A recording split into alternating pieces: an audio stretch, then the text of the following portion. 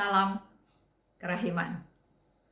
Hari ini tema kerendahan hati yang kita mau bahas adalah dengan judul Di Tempat Terakhir. Kita bisa baca di 201. Suster Faustina katakan, "Aku ingin menyembunyikan diriku sedemikian rupa sehingga tidak ada satu makhluk pun yang dapat mengetahui hatiku." Dia begitu rendah hatinya, dia nggak mau ketahuan oleh satu manusia pun isi hatinya. Waktu itu dia memang sedang terluka, jiwanya terluka. Karena sudah berusaha bersikap tulus, tapi sesama suster menganggapnya dia bukan tulus, tapi munafik. Dan teman-teman di dalam biara tersebut nggak percaya apa yang dikatakan oleh Suster Faustina. Kita bisa baca ya di nomor 200. Itu yang menyebabkan dia menderita, terluka. Dia tulus, dibilangnya munafik. Dia mengatakan yang sebenarnya, tapi teman-temannya tidak percaya sehingga hatinya terluka. Tapi luka hatinya ini dia nggak mau orang lain tahu. Tidak satu manusia pun tahu tentang keadaan hatiku, katanya ya. Coba bandingkan dengan kita. Kalau kita diperlakukan seperti itu, tulus, saya sudah melakukannya dengan tulus. Kok kamu nggak percaya? Kok kamu bilang saya munafik? Saya betul-betul melakukannya dari kedalaman hati saya. Kita terus masih mau memaksakan diri supaya orang mengerti bahwa saya tulus, bahwa saya tidak munafik, bahwa saya jujur. Itu kan sering kita katakan ya, membela diri. Sebetulnya tanpa kita sadari, kita belum masuk ke dalam tahap kerendahan hati. Kerendahan hati di sini, Suster Faustina memberi contoh, hatinya terluka. Karena dikatakan munafik, karena tidak dipercaya. Tapi dia tidak berkoar-koar membela diri bahwa dia benar. Dia diam, bahkan dia nggak mau satu manusia pun tahu bahwa hatinya terluka. Selanjutnya Suster Faustina katakan, Yesus, hanya Engkau yang mengetahui hatiku dan memiliki seluruhnya dan seutuhnya. Orang lain gak perlu tahu hatinya terluka. Biar hanya Yesus saja yang tahu, buat dia sudah cukup. Begitu pula dengan kita. Kita nggak usah bela diri dalam kehidupan kita. Kita sudah melakukan hal yang benar ya. Misalnya saya dituduh. Apa yang saya lakukan itu cuma basa-basi. Cuma dari mulut. Cuma dari permukaan supaya kelihatan baik. Waktu dikatakan seperti itu ya pasti ada rasa marah, nggak terima bahwa kamu tuh salah menilai saya seperti itu. Kalau dulu saya membela diri, saya betul-betul sungguh-sungguh. Kalau kamu nggak terima ya sudah, tapi saya lakukan itu dengan sungguh-sungguh. Itu masih pembelaan diri. Tapi melalui Suster Faustina kita belajar, nggak usah bela diri. Walaupun hatimu terluka, diam. Nggak usah ada orang lain tahu, biar cukup Yesus aja yang tahu. Tidak seorang pun mengetahui rahasia kita. Kita mengenal satu sama lain dengan satu tatapan. Sejak saat kita mulai mengenal satu sama lain, aku telah menjadi bahagia. Itu ungkapan yang dikatakan oleh Suster Faustina kepada Yesus. Yesus sebagai temannya, sebagai sahabatnya Suster Faustina.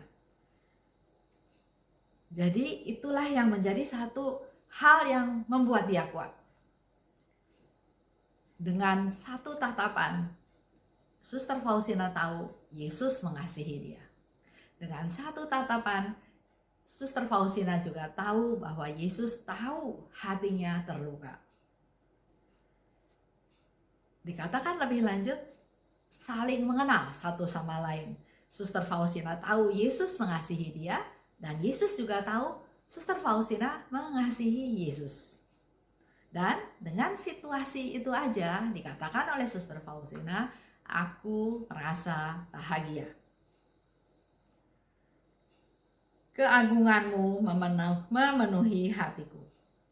Oh Yesus, ketika aku berada di tempat yang paling bawah, yang lebih rendah dari para postulan, juga yang paling muda di antara mereka, aku merasa bahwa aku berada di tempat yang tepat. Bandingkan lagi dengan kita.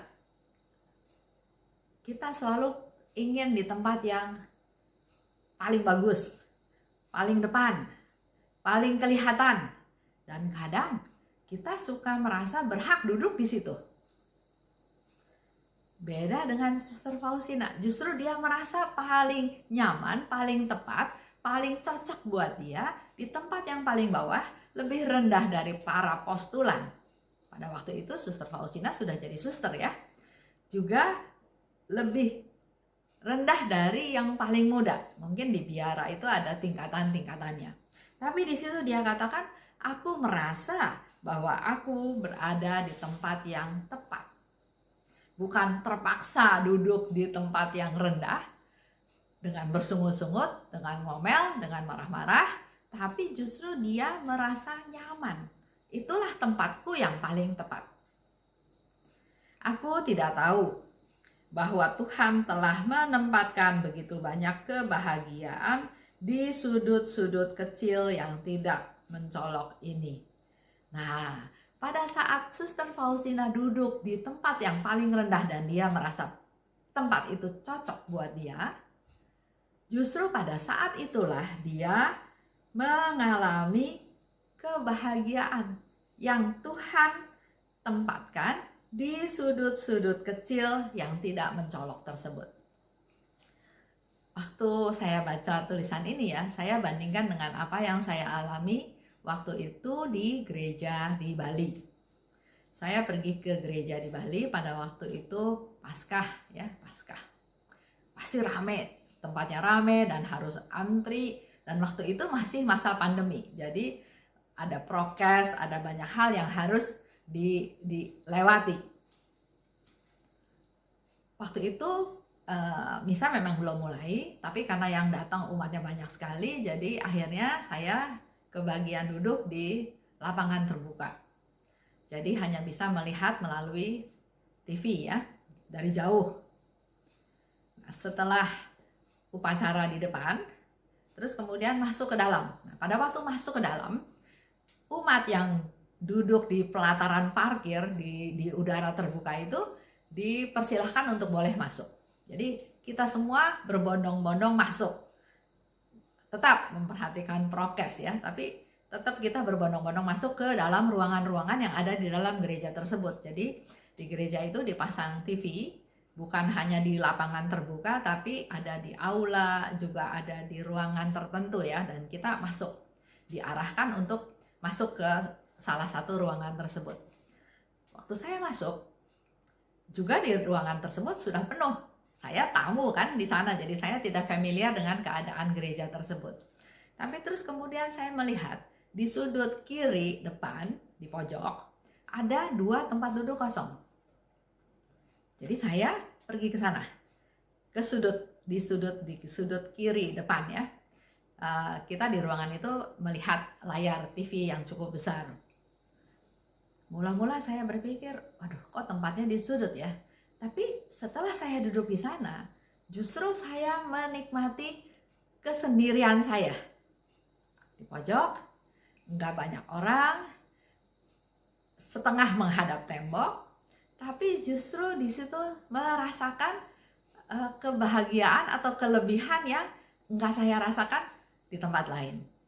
Jadi waktu baca apa yang dikatakan oleh Suster Faustina, bahwa Tuhan telah menempatkan begitu banyak kebahagiaan di sudut-sudut kecil yang tidak mencolok ini. Di situ bisa lebih husuk, bisa lebih konsen, dan ya saya merasa nyaman, merasa enak duduk di situ, walaupun setengahnya menghadap tembok. Kini aku paham, bahkan di dalam penjara pun Suster Faustina sebutnya penjara ya, tapi sebetulnya di rumah sakit, karena buat dia itu suatu penjara di mana dia tidak leluasa bergerak. Bahkan pernah sesaat di mana dokternya melarang dia untuk ikut perayaan Ekaristi karena sakitnya ya, sehingga di sini dikatakan bahkan di dalam penjara pun dari hati yang murni dapat memancar kepenuhan cinta akan Dikau, oh Tuhan. Menunjukkan cinta yang tulus itu bukan hanya di tempat-tempat tertentu, bahkan di rumah sakit pun dia bisa alami hal tersebut. Bagi cinta yang murni, hal-hal lahiriah tidak ada artinya. Cinta yang murni menembus semua itu. Entah pintu penjara, entah gerbang surga, tidak cukup kuat untuk menghentikannya. Cinta mencapai Allah sendiri, dan tidak ada sesuatu pun yang dapat memadamkannya. Ia tidak mengenal rintangan. Ia bebas seperti seorang ratu. Ia bebas melintasi segala tempat. Kematian pun harus menundukkan kepala di hadapannya. Cinta yang murni. Mari kita terus belajar untuk bisa punya cinta yang murni. Hati yang murni, hati yang bersyukur, hati yang menerima dapat mencapai Allah. Jadi nggak perlu peduli Bapak Ibu ada di tempat yang seperti apa.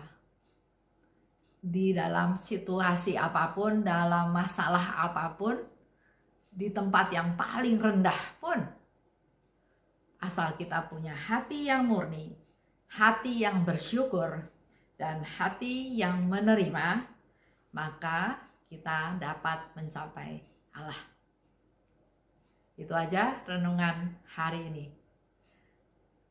Salam kerahiman.